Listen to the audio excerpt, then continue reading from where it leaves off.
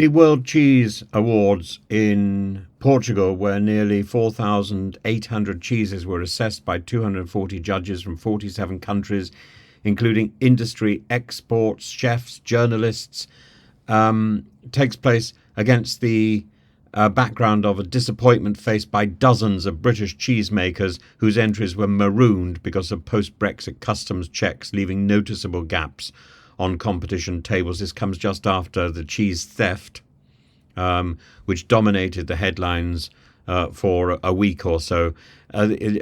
John Farron's pointed observation in the Independent, I think it was today, said that such delays would not have been a thing pre-Brexit, and underscored the bureaucratic shift and the added complexities that have burdened cheese artisans. And this logistical snarl robbed those craftsmen not only of the competitive platform but of the potential accolades that can significantly boost reputation and change livelihoods overnight.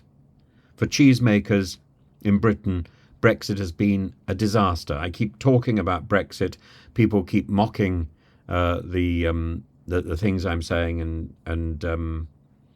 but nobody can say this is a Brexit bonus. Nobody can talk about Brexit bonuses. All I can see is Brexit disasters, week after week after week.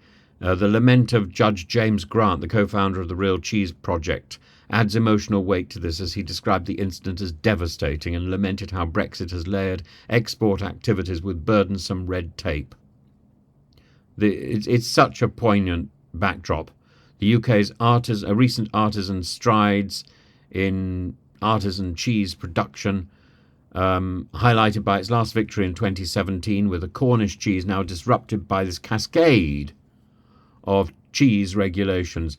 And you need to see this in the broader narrative of Brexit's unforeseen repercussions on niche industries and the failure of this government, the last government, to do anything to help. These delayed entries stand as a symbolic casualty in a landscape increasingly defined by regulatory thickets and lost opportunities because of Brexit, because of nothing else but Brexit.